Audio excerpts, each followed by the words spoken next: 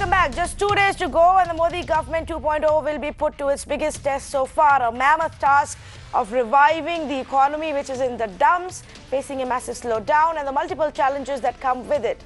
Now, we've been here at Mirror now been picking up one big issue on the urban debate every day this week, and we will continue tomorrow and day after as well. We've discussed jobs and what the government can do to address the problem of unemployment. We've also then discussed consumption and how people are not spending money. So what can the government do to put some more money in their hands? Tonight, viewers, our big focus is the mega banking mess in our country. And it may not look like it's directly linked to you, but it is your money and my money at the end of the day. And we all assume that when we put it in a bank, we're keeping it safely. But when the banks run into trouble, then what happens? So it is of our interest to know what is the government thinking of, how will the banking mess be cleaned up so that the banks can start lending more money, so the banks have more money and they can give money to businesses and businesses can then start flourishing to revive the economy. Now let me give you some other numbers to put this conversation in context as well, to help you understand why I'm calling it a banking mess. The one aspect is the kind of fraud cases that are being investigated related to the loans that the banks have given. In 2019 itself, 80 big cases of bank fraud were registered. 80. That's about 18,000 crore rupee worth of fraud that is currently under investigation. These cases were filed in 2019.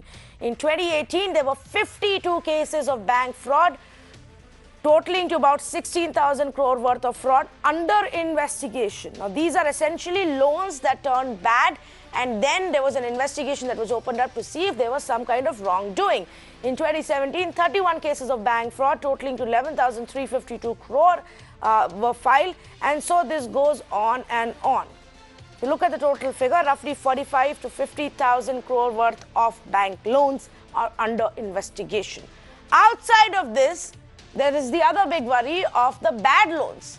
Loans that the banks give to individuals, to small businesses, to big companies, who then find it difficult to repay. And so they are called bad loans. And when they are not able to repay, the bank stands to lose that money.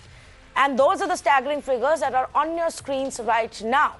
This is the other big concern that we have in our economy right now. Keeping these two things in mind, banks and bankers right now are just very, very edgy and anxious, and they are not easily also lending money. That's the third big challenge that the government has. So what can be done to ensure that our money in our accounts is safe, nothing goes wrong, whether it's private banks or public sector banks or cooperative banks?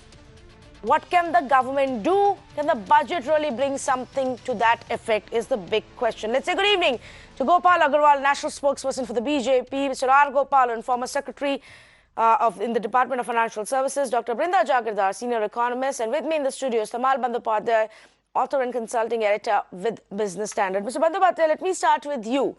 You know, it's a big mess, and you obviously have covered it in detail, written about it in detail. Government has come out with a few steps in the last few months, but is that enough? What should we expect, or what should the government do? I mean, what steps you are talking about? I don't know. You are telling that government is saying that CBI will not harass you anymore. If the step, yes. Well, in fact, yes. I think yesterday it is said that no. A few years back, Finance Ministry issued a note saying that any loan going wrong, 50 crore plus, you know, if we find this is it's a responsibility of the MD. I think yesterday they said no, it's no more the responsibility of the MD. It's a committee will look into it and all. And I think about a few weeks back, there was a meeting Finance Minister held with bank chairman, CEOs, MDs, and with the CBI person also. The boss was there, and they said CBI would not harass you, so on and so forth. But I think, you know, there have been a series of cases where there are series of government directives which created a sort of fear psychosis with the banks. Yes. And there was, in fact, many of the bankers, I don't want to give it a catalog of names, have been arrested for different kind of reasons, but I am yet to come across a single case actually where they have been found guilty. So Yes. it's not that every banker has impeccable integrity, but in the business of banking, there could be commercial decisions going wrong. Unless there is a pattern of decisions going wrong, I don't think this kind of hounding makes any sense. You spoke about number of frauds going up. You gave a staggering number, I think close to 50,000 crore. That's been thing. But you have to figure out one thing is this: bankers are not taking chances anymore. When Reserve Bank of India issued a note that every bank loan which is 50 crore and above, it's turned bad, you have to look into this whether it's a fraud or not. It will be your responsibility. So nobody is taking any chances. You know, if later we found out there is a fraud aspect to it, why do you delay? Just call it fraud right now. So that's the reason of so many cases are coming. I mean, there is a case of Nirav Modi, that's a separate issue, or PMC Bank, that's a separate issue. But there are multiple cases where the bankers are not taking any chances. They are washing their hands off. Why should I bother about in future? Let's call them fraud. That's one part. And second part of this, you know, its frauds are related to some kind of fund diversion and all. But that doesn't mean that a 2,000 crore, entire 2,000 crore had been diverted and you get this 45,000 odd crore. Probably a part of it has been diverted. So it's the numbers, etc., create an illusion which is probably not the correct, neither in terms of numbers nor in terms of quality, and not in terms of quantity. Okay, so let's first pick up this issue before we actually talk about the loans going bad and what can the government do there. Brinda Jagadar, it's a legitimate fear to have that, you know, there may be an investigation tomorrow against me if the loan that I'm sanctioning goes bad. But how else do you clean up the system after you've seen years and years of, you know, loans being given without any due diligence, long rope to these corporates, and then the banks have ended up losing that money? So where do you stand on this debate?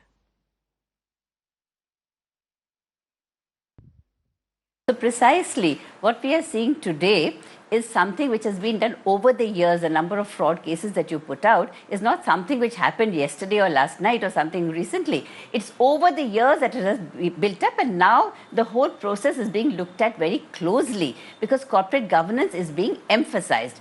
And let me tell you one thing, that I don't agree that the banking sector is in a mess. I think it is only reflecting the stress in the real sector. For example, the telecom sector, where it has gone into so much trouble, you think the banks which lent money will be immune? So whether it's telecom or whether it's real estate or whether it's NBFC or whether it's auto, the stress in the real sector is what is getting reflected in on the books of the bankers. So rightly, I think this is outside the purview of the budget, because to set right what is happening in the banking sector, it is not under the purview of the budget. So having said this, let me say, you said that your bank money is not safe. Which depositor has lost money? Banks have been in trouble, but the government has stepped in.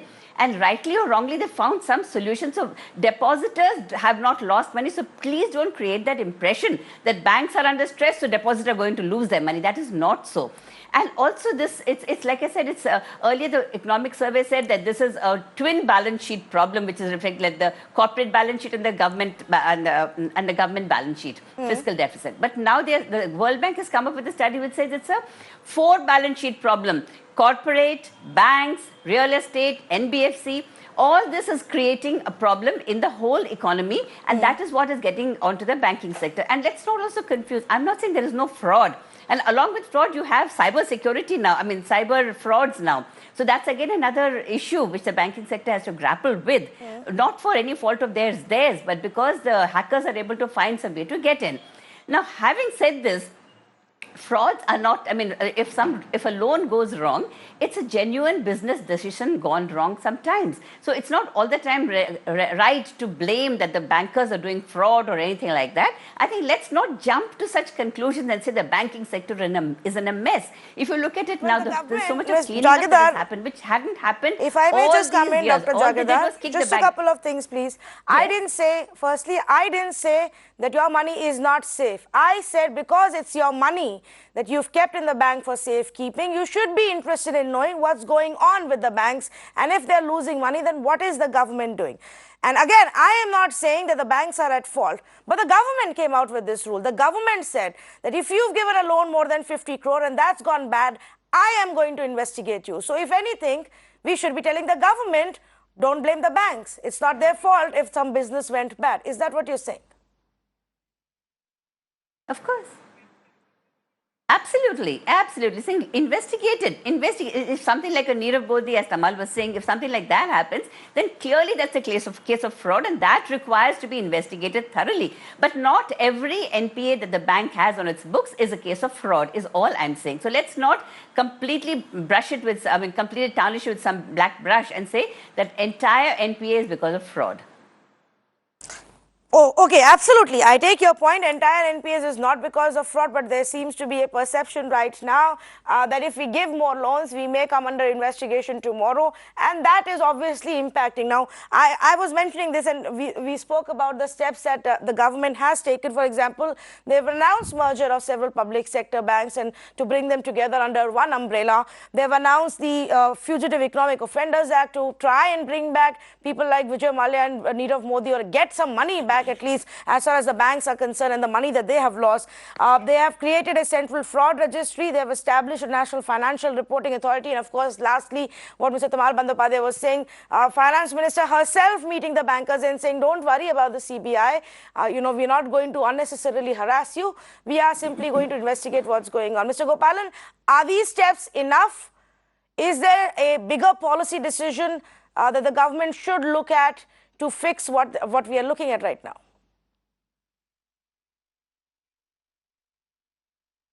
Let me take a few seconds to talk about what you mentioned initially. See, why did it all start? Why did it all start? It's because, first of all, you now from banking, which was earlier in working capital banking, it got into term lending, and about more than 50% of the bank lending today in term lending at this point in time. Then it also breached what we call the prudential norms. The single borrower norm or the group norms, it breached, and RBI has to step in to attend to that. Systems in the bank, despite all your, you have got a very, elaborate computer systems to manage the affairs of the bank. But still, you had the difference between the SWIFT and the regular, the banking, software, management. So those things have to be, kind of tied up. These are all things which took place. And when the economy really, went on a tailspin, obviously more NPAs do really, come about. So this all a combination of lot of things that we got this, NPA, frauds problem at this point in time. And when you say every NPA over 50 crores, the banker should examine for a fraud.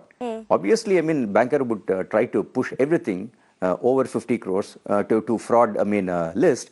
And obviously, they would like to try to get rid of their, the problem that would visit them in future. A friend of mine who has a similar problem, suddenly he found that after after the loan having been downsold to a ARC, the government, the particular bank decided that's a fraud case and referred to CBI.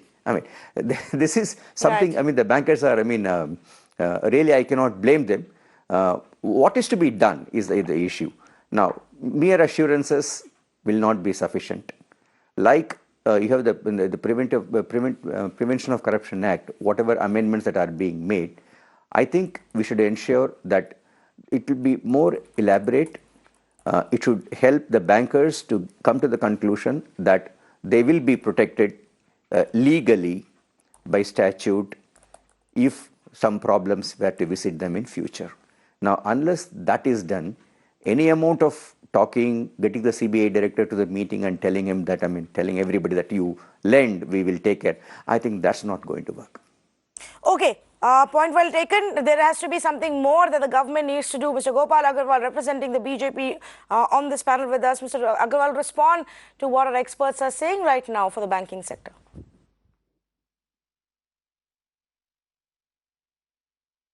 The one thing I just would like to say here is that I am very closely associated with the banking sector, and I now very emphatically would like to say that this time the whole banking sector is now well poised for a good growth.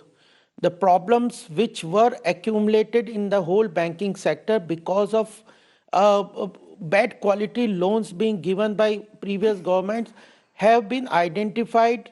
Several things have been rectified. Laws have been changed like Benami Property Act, Fugitive Offenders Act. IBC is hailed as a best act which is resolving the problems and of the whole NPA.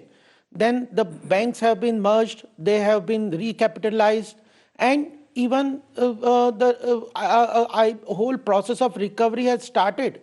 The government's effort in last 5.5 years has resulted in a recovery of more than 4 lakh crores. And just one figure I would like to mention, that between 2006 and 2012, the outstanding debt of the banking sector increased from 6 lakh crore to 52 lakh crores. That was the amount of outstanding loan that increased. And during that period only, all these kind of sub-quality loans were given. They were existing in 2014. Out of 52 lakh crores, all these NPAs existed. But earlier, all the laws and the government just did evergreening. That one loan, like Nirav Modi, it started with 1300 crores and it went on to go up to an exposure of more than 11,000 crores. So one loan is not paid, another loan is given. This kind of evergreening was taking place. Now we have resolved them. The supply side problems on the banking sector have been now cleared. The banks have the under IBC a well-structured recourse to recovery process in place, and it is helping. And even the IBC has such a nice provisions that it focuses on companies not into liquidation, but as a going concern. It helps companies if they are under segregating the bad loan NPAs into 3 categories. If it is because of fraud and other things, the company will go into liquidation and the promoter's properties will be confiscated under Benami Properties Act, Fugitive Offenders Act, and the bank's money will be recovered. If the loan, because of the loans getting bad because of mismanagement, the IB insolvency professionals will take over the management of the company and run it efficiently. And third, if there is a genuine risk, or if there is a genuine risk in the business involved in that particular case, then the company will go again into liquidation and money will be recovered, whatever can be recovered from the for the banks, and the promoters, genuine promoters, will get a reasonable exit route where they can continue. Because if you see, there are risks in the businesses, there are several factors. It is not only fraud that a loan gets NPA. So segregation process at the IBC process, NCLT legal process are in place, legal processes are in place. Otherwise, why 27 years back this Benami Property Act was passed in the parliament but was not notified? There was a particular purpose for not notifying the Benami Property Act.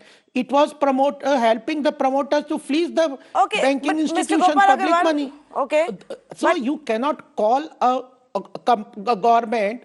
No, let me 10 more seconds. Last sentence I want to say that you cannot call a solution-making government a cause of a problem. That's what I want to tell. Okay, but I just want to say this right now, and I'm simply highlighting what it is that Mr. P. Chidambaram has just tweeted, and he says that no banker wants to lend. That is the hard truth right now. And he's also gone on to question. Let me just read it out for our viewers as well. He says, after accusing bankers of doing telephone banking and hounding them for 6 years, government does not have the humility to say we were wrong, we are sorry. Government has suddenly discovered that loans granted after appropriate appraisal can turn into non-performing, can turn out to be non-performing. P. Chidambaram says how many upright bankers were investigated, humiliated, and even arrested in the last 6 years. The allegation against you, Mr. Gopal Agarwal, and your party is that you unnecessarily harassed and humiliated bankers where there was no reason. Chidambaram is a person who is being investigated for all the frauds. He was in the jail. He was not granted bail by Supreme Court several months. So if a criminal category person is talking about like this, and you can tell that he is the right person to be quoted. No, I'm just putting out what he has said and asking you to respond to it, since you made allegations that all of the mess actually happened during the UPA's era. This is what the Congress is accused. saying. If you are quoting an accused, Tanvi, you are quoting an accused person, he will always blame the others. Okay, that's the response from the BJP. Quote somebody who has done good for the banking industry. Here is what the BJP is saying, that now we're all good. We've sorted the mess out. What was happening earlier is not happening anymore. But the other side says it's not happening perhaps because the banks are not giving loans anymore. They're scared to give the loans. No, like I'm not qualified. Who is not giving loans? Yes. There are loans are growing. Okay, let me take that point across to Tamal Bandyopadhyay. I'm not qualified to get into the politics of giving loan or not giving loan. Yes. But this year, you know the number. It's a pretty measly number, and one rating agency said this will see 58 year the lowest in 58 years the loan growth. So it's happening multiple factors. One is this: a bank is ultimately an intermediary. So there should be demand side. No, industry needs to grow. People need to invest, whether it's SMEs or MSMEs or large industries and all.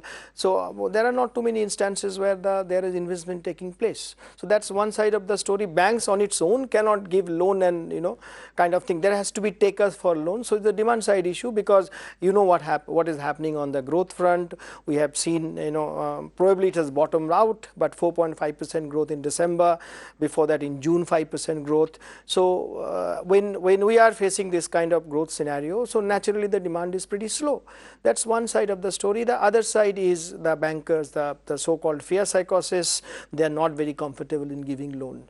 Now you are talking about what this government has been doing and all. So what this government has done, IBC, yes, it's an epoch-making, it's a historical step. One of the things happened in a very quickest possible time, and it's a very aggressive law. It has its own pangs, when it's been implemented. It's a trial and error, but it's getting shape. I think it's a very good thing that has happened. Other parts, what's happened is government is continuously giving recapitalization. 2.2 trillion initially happened, and then after that all 70,000 odd crore and all. But they're all somehow no string attached. Where is the accountability? What is the governance? So I'm not getting into the politics part of it. How the public sector banks are run, we need to see, do we need them at all? The same NDA government, NDA 1, 2000 budget, you look at the budget speech, he spoke about bringing down the government stake to 33%. The minimum stake, without losing the control. Since then, I think 3.7 trillion money has got into the banking system in that form of recapitalization. What happened? Where are these banks? Where are they giving money? Are they do they have enough capital? Then why have we gone for consolidation? And what does the consolidation? What purpose does it serve? Instead of having three problems, you are having one problem by merging three banks into one. So these are the kind of things we need to answer. Do we need that? And put it the other way, had the government put it 3.7 trillion in the, say, Bank X or any other bank, what kind of return would have got, and what's the kind of dividend it has got from 3.7 trillion? So do we need public sector bank in this current shape, or do we need, like, as an experiment basis, is it the time to look at selective privatization with certain banks? They have their value as a franchise, and I'm sure there will be fit and proper candidates who are ready to give money. So if you can go for Air India privatization, why not banks in a selective basis? Yes, it's dealing with public money, but there can be enough caveats. How long you keep on pumping taxpayer money to to fill in the hole, and essentially you are subsidizing the companies, because companies are getting away by not paying back, and that money the banks are getting from the government, the taxpayer money. 3.7 trillion, Mr. Tamal Bandyopadhyay? Yeah, I think from in 2000 onwards. It can be ballpark figure, it can be 10,000 crore here and there, but certainly it's around that number. And that's the amount of taxpayer money that's gone into the public banking system. Yes. And there will be more announced this year as well. Every year, the government announces, 50,000 crore or 70,000 crore that is to be given to the public sector banks. Mr. Gopalan, do you think that this perhaps is the time now to start thinking about reducing government stake and government role in these PSUs?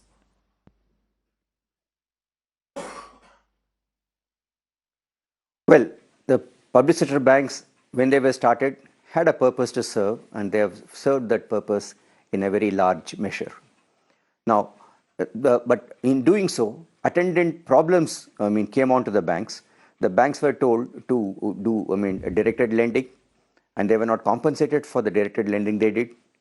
Now, the expansion took place at such a fast pace that quality of personnel in the bank, whether they are trained properly or not to do the job they were required to do, that was not looked into. And therefore, we got a set of officers who we had problems in assessment of loans. In looking into whether loan is really worth giving or not. That assessment had some drawbacks in the quality of personnel who are in the banking system to do that. Now, all technologies were brought into, but the core banking solution did not serve the purpose in a large number of banks, and the swift interchange with the core banking solution did not take place. So in a massive this for expansion, when they looked into the efficiency of banking operations, in some sense was not, was absent in the whole process. Now, we have reached a stage where, as Tamal says, why the banks are not lending? Probably there is lack of demand, and therefore there is a problem for them to lend at this point in time. But when they are in a position to lend, how are we going to strategize them to do the lending? Now, capital adequacy, capital infusion by the government is one process. But once again, the return on assets in the banking system today is less than 1. Now, that is just not on, and that's not the way you waste capital in a capital-starved country. And therefore, what should you really do? In my view, I would still say that, the Yashwant Sinha's speech of 33% ownership of the government in public sector banks is a good try to do. You may start, as Tamal says, in a few banks to begin with, and see how the performance is. But in all other banks, I would still say that the regulation by the RBI is, full over private sector banks, but it's not so complete over the public sector banks. Correct. Now, why not we ensure that regulation is agnostic as far as the private sector and public sector banks are concerned? So that is one thing which we should look at immediately to take it forward. Second, I would also say that there is a dichotomy on cooperative banks. They fall between two stools, between the state government and the RBI on regulation, and therefore we should give a final shape as to who should be the regulator, instead of looking at two different regulators. Especially the urban cooperative banks, in my view, have to come into the regulatory this thing of RBI at this point in time. Right. And as you go along, you have got a lot of other steps to kind of take. One can look at, when you do the directed lending, compensate the banks for the costs they incur, and also put in systems in the banking system by which you are able to ensure the incipient sickness that can occur in various loans portfolios they are having. There must be some method by which they are able to assess that incipient sickness and take steps forward. And lastly, I would also look at, I'll make an appeal that let us not use the banks for a loan waiver. Yes. An agricultural loan waiver is one of the things that really clearly takes away the culture of borrowing and repayment. Well, and that's an area which we should look at very strongly. Yes, but then Mr. Gopal comes politics, and immediate, gratification always for political parties has been through farm loan waivers in any state or even, even for the center. So I'm not too sure that they will let go of. But to the point that you and Tamal Bandyopadhyay made, let me ask Gopal Agarwal. Mr. Gopal Agarwal, is this a good time to look at reducing government stake in PSBs?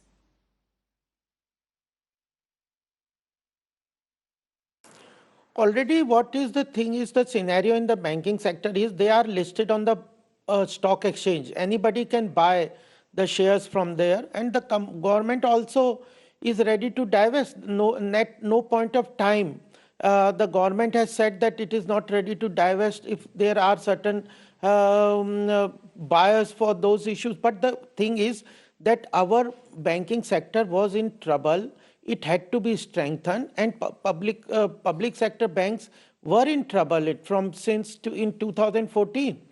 Unless you strengthen them, and the whole the banking sector is a backbone of the whole economy. If anybody says that the public sector banks are not doing good for the economy, then he is completely ignorant of the ground realities in which private sector banks perform, do, and how the public sector banks do.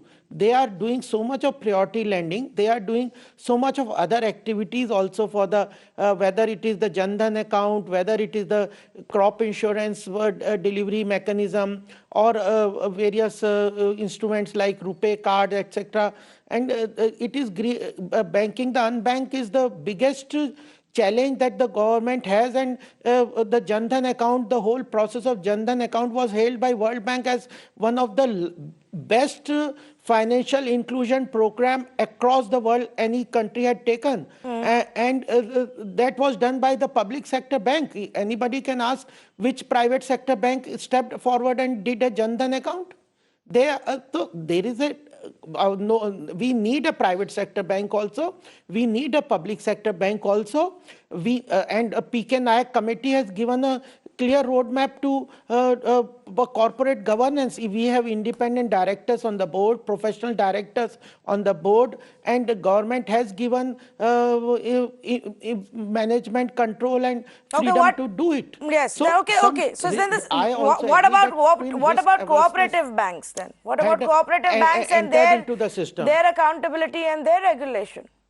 How many more PMC scams will happen before we make the change? Yes, so that is definitely. So if we are trying, if we will resolve, then you will say that you are the cause of the problem.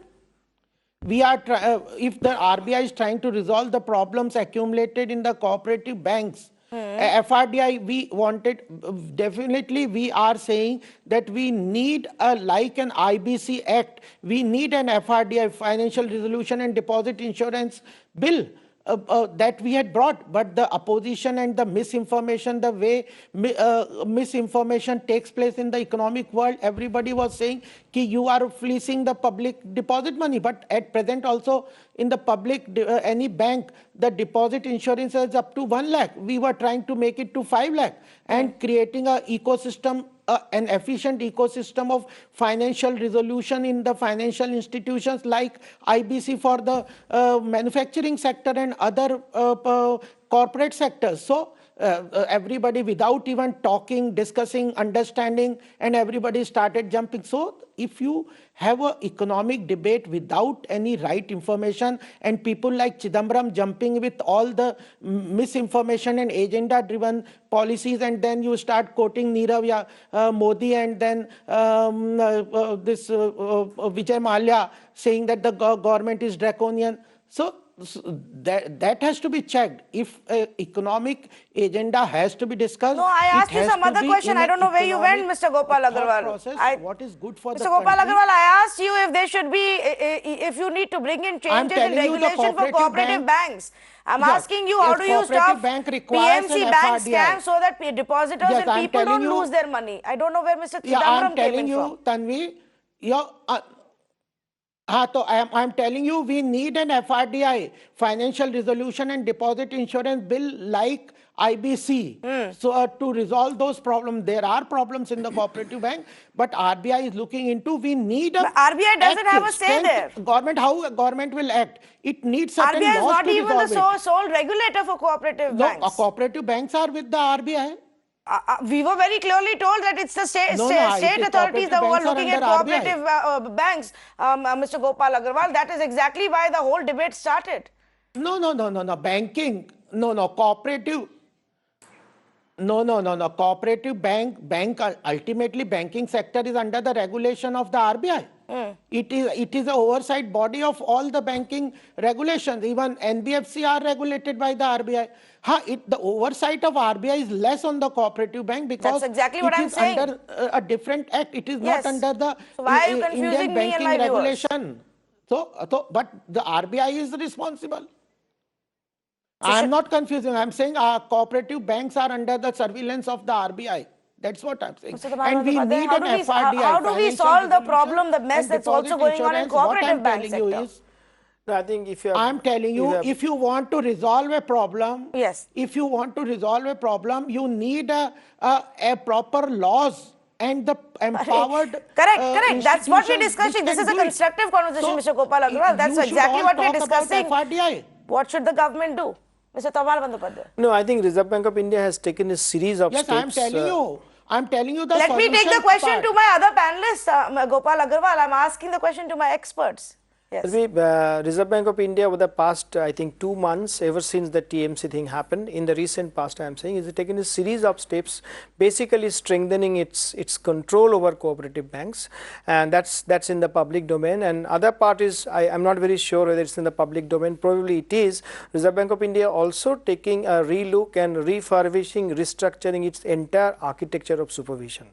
So now what is happening? RBI is clubbing all the banks, non-banking finance companies and urban cooperative banks as a pool, and now segregating them as very large, medium and small banks. And so that inspection or supervision by Reserve Bank of India will be far more intense. Other part happened, whether Reserve Bank of India will admit or not, one of the reasons of, or rather, yes, of course, it has contributed to the more incidents of fraud is this. Reserve Bank of India shifting from the supervision structure from camels, it's a too technical thing, yes, to risk-based supervision, primarily less on-site and more off-site supervision. Basically, RBI was not getting into transaction-based supervision of late, last few years. Earlier, like for instance, any bank, every treasury, every foreign exchange department, so on and so forth, will be supervised on the spot, which Reserve Bank of India stopped doing for the last few years. They are doing less and less transaction-based supervision, which they are bringing it back now. So the case of, say, Nirav Modi in PNB case and all, had been detected had Reserve Bank of India been as careful as it had been in the past on transaction based. But the focus of late had been on off-site, not on on-site. RBI is coming back to the on-site. That's point number one, and which mean more transaction supervision, transaction based. And secondly, as I said, the entire supervisory architecture is being reconstituted, where even cooperative banks also part of it. So NBFC, bank and UCBs, they are creating a pool and they are getting into so that the nexus, if there is any, the flow of money or some kind of round tripping, it will not escape the Reserve Bank of India's eyes anymore, as and when this architecture is in place. It is being in place. Okay, so that's what is happening from the RBI's and Brinda Jagidar, just to take that forward. I want to. Yes, okay. I want Mr. to make Gopalan, a comment on this. Yes, I want to make a comment on this, Tanvi, for a minute. Yes. See, today the cooperative banks are under dual control. Yes. Still. Yes. Even urban cooperative banks under dual control is the state as well as the RBI. Now, there should be a legislation which should ensure that urban cooperative banks are totally brought under the control of RBI as far as regulation is concerned. One. Two, Tamal mentioned about the risk-based as well as the, transaction-based, audit, or a regulation which RBI was doing. There is merit in the risk-based, regulation, but how effectively it was done possibly is something which we may not really know. But as far as the looking into the accounts, how they are incipient sicknesses there or some such thing, it should be best left to the bank and its boards, and they must strengthen their own, inspection, supervisory and setup. We should be in a position to look into these issues in a very, very focused kind of a manner. But at the same time, now RBI is pushed into transaction-based, regulation, expanding a supervisory cadre and things like that. But I think the jury is still not out whether that's the correct thing to go forward. Okay, Dr. Jagirdar wanted to come in as well. Go ahead, please.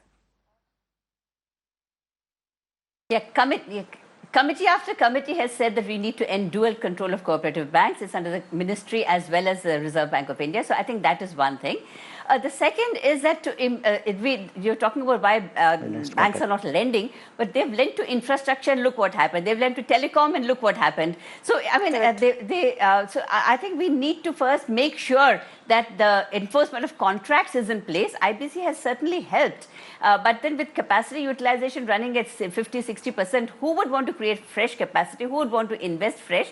There's no demand in the economy. So I think we need to get that right and not say that banks are not lending because they're afraid to lend. Okay. And the final point I want to make is that public sector banks have had a very important role to play.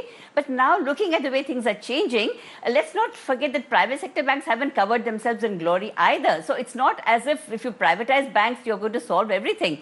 What we need to do is follow the PJ Naik committee report, follow the Raghuram Rajan committee report. The blueprint is already there. Improve corporate governance and banking, improve judicial system to improve enforcement of contracts in banking, and of course mergers and consolidation, pumping in more capital, etc., etc. But it's a structural issue that needs to be addressed, and these are all major structural reforms that need to be put into the banking sector before you can say that everything is all well. I take your point completely that yes, there has to be more amount of accountability. The solutions are already there in the system.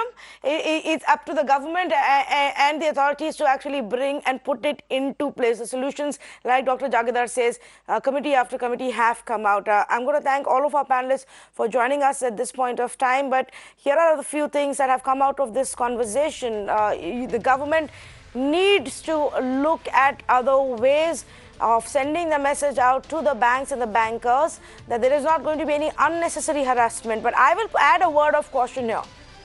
It still needs to be made very clear that if you collude with the borrowers and try to steal and siphon off or loot public money via the banks, then you will be held accountable. So yes, the investigation in these fraud cases must go on, and those who are found guilty must be punished. But if the regulator needs to put in more systems of surveillance to ensure that scams don't happen, that needs to be made priority both by the government and as the RBI. Completely out of time on this conversation. We'll continue with our budget special series through this week. Tomorrow we put the spotlight on agriculture and what can be done there via the budget announcements. Stay with us.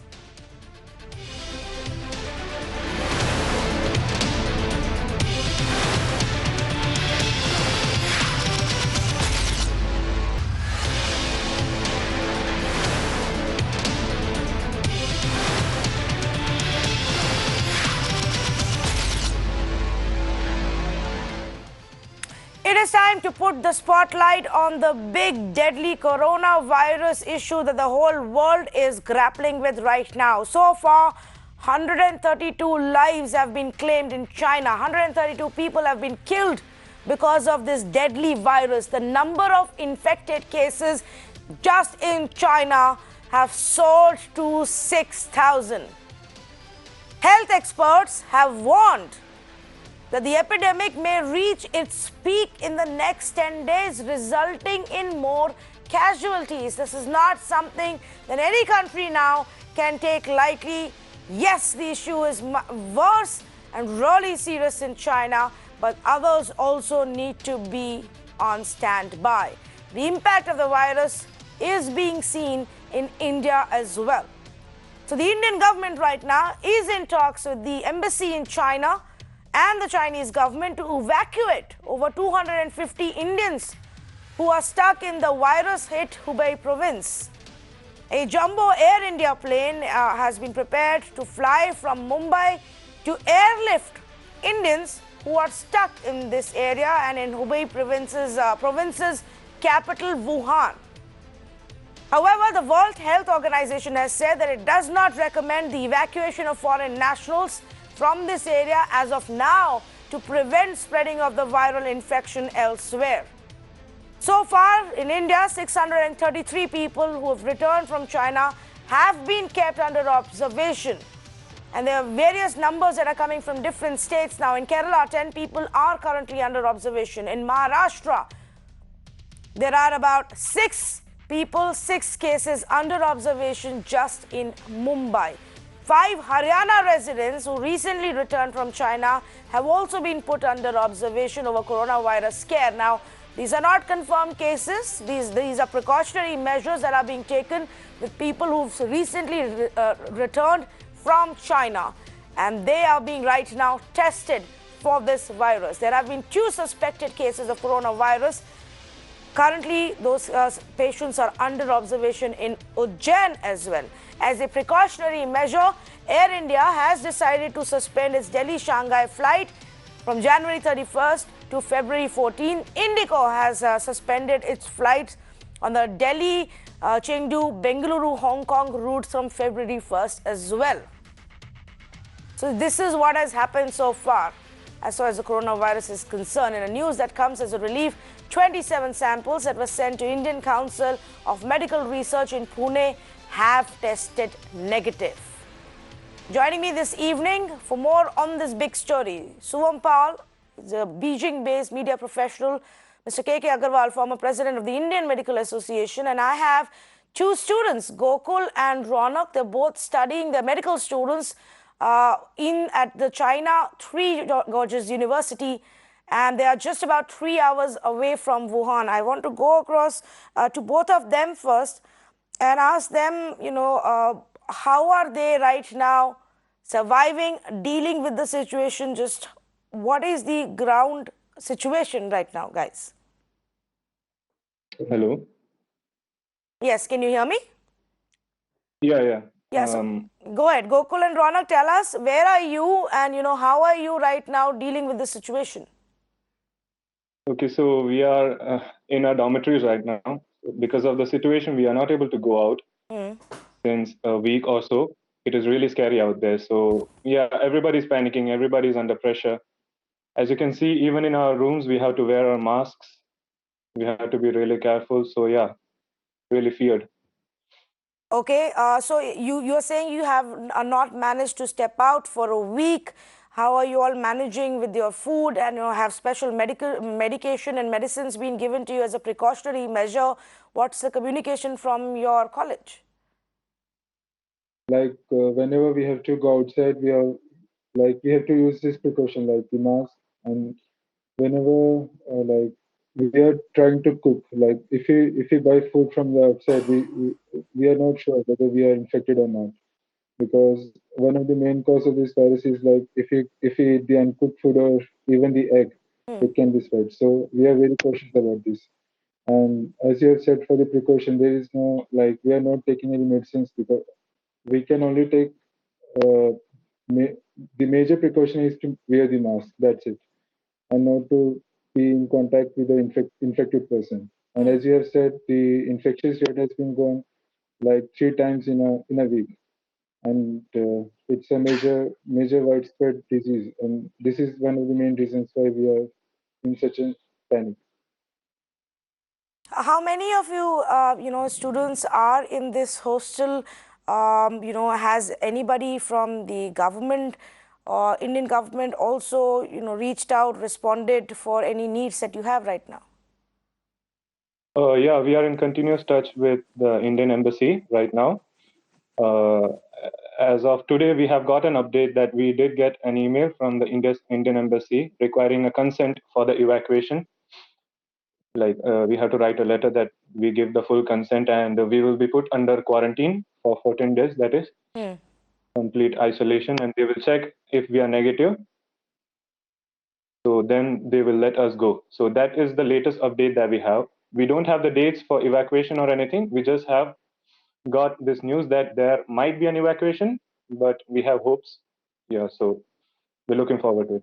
Okay, stay on with me. If I can just go across to Suvam Pal as well. Suvam, what's the situation on ground? Obviously, all other countries are taking precautions in terms of cutting themselves off from mainland China. But in China, what is the situation?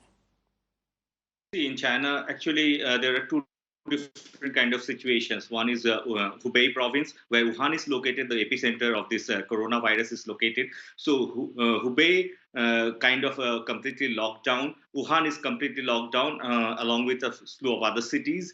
But other parts of China, like Beijing, I am right now living in Beijing, and at this moment, there are hardly any people on the road.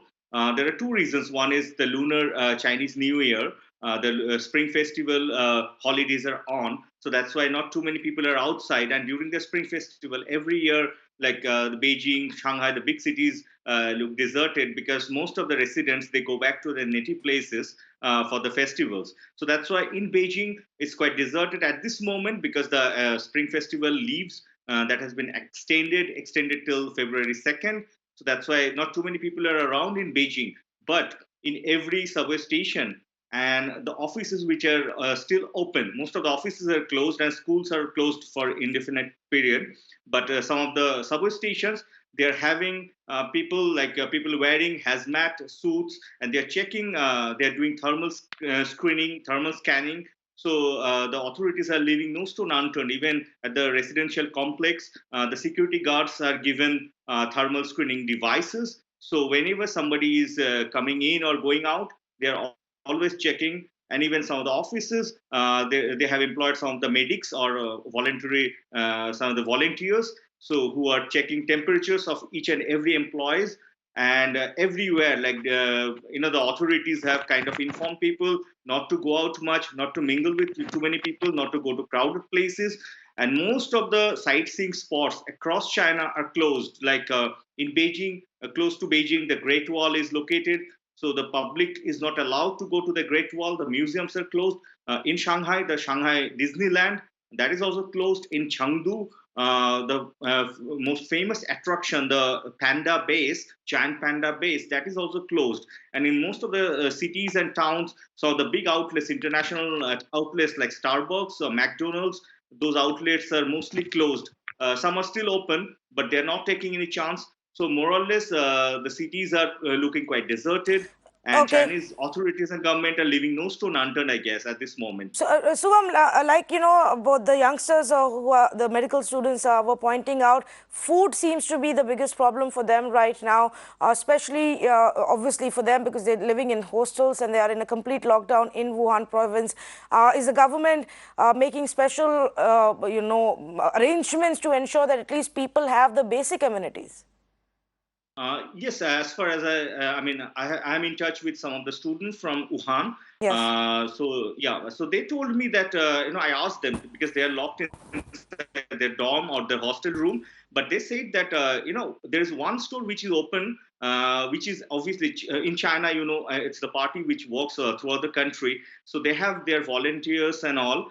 So they're saying the Indian students. They told me that. Some volunteers are keeping one store inside the university campus open where they get most of the vegetables and all. But of course, meat and fish, these products are absolutely banned there for obvious reason, because Yes. it's suspected to be transmitted to meat. So that's why they are not allowing any meat products. But yeah, vegetables are available. And in Beijing also, I mean, we can see when I go to convenience stores and all, there are not too many stuff available. But there are certain things which are available at this moment. Supplies are available, but the demand is quite high. So that's why not every product is available. And the store timings are also very limited these days. Like 24-hour stores are having like 12 hours. Some of the stores which open at 6 a.m. in the morning closes at 12 midnight. So those stores are now opening at 10 o'clock and getting closed at say 6 p.m. Okay. So that's why it's a bit problematic. But I believe the authorities are trying to ensure that the supply reaches to every household. Okay, all right. Subham Pal, they're bringing us, these ground reports from Beijing. The Gokul and Ronak, I hope you both are safe and sound and back home very soon. And, the authorities bring you out as soon as possible. We, on our part, can only bring your voices through our platform here, to your family members as well as to the government. Thanks so much, three of you, for joining us. I want to quickly go across to Mr. Agarwal, to try and understand the medical aspect of it, Mr. Agarwal, and if as a country, we are ready for viewers to simply understand just what is coronavirus and, how big a concern is it for Indians right now?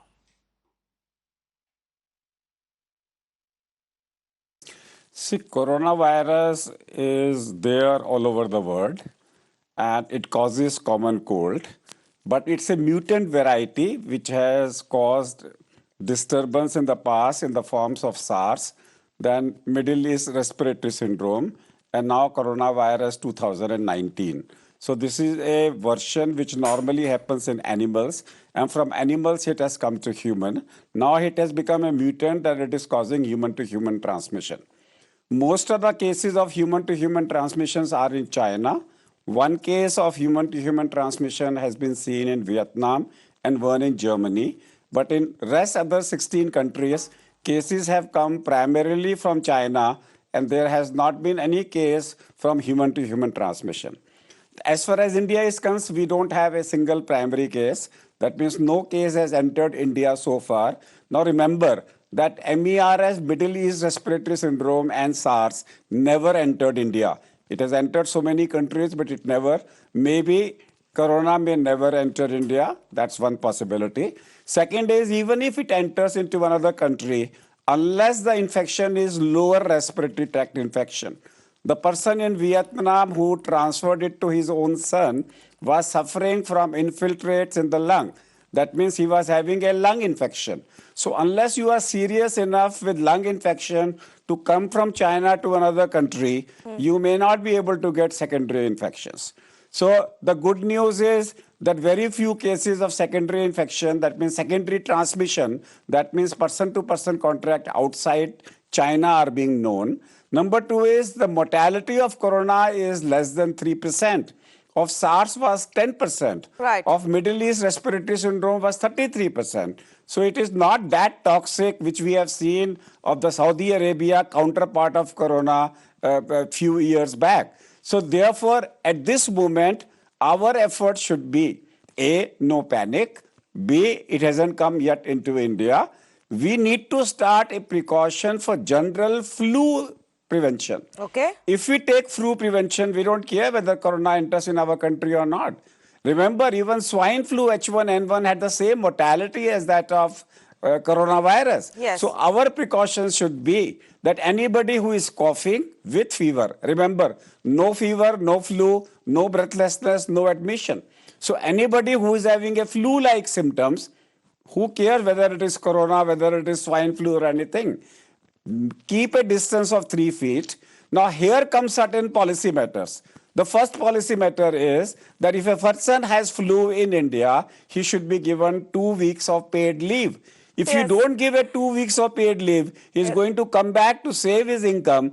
He is going to come back to the office and spread it to the others. That's I take one. your point. Two, the mask, the medicines should be price capped. My apologies to you, Mr. Agarwal, but I hope to have a detailed conversation with you. The mask should be price capped. Another day, but I'm completely out of time. I'm sorry, I'm interrupting you, and you were making a very interesting point about how we should take general precautions even with people who are suffering from flu. Fact of the matter is, right now there is heavy screening and heavy checking taking place at the big entry points into India from China at all of the main airports, and a tight vigil is being maintained. But the focus of the government right now is also to take care of Indians who are stranded in China and who are seeking help right now. And one can only hope that they all return home safe and sound and are not infected. We'll keep a track of this big story. Completely out of time for now. Let's go across to Avni Raja, who's joining us with the last word.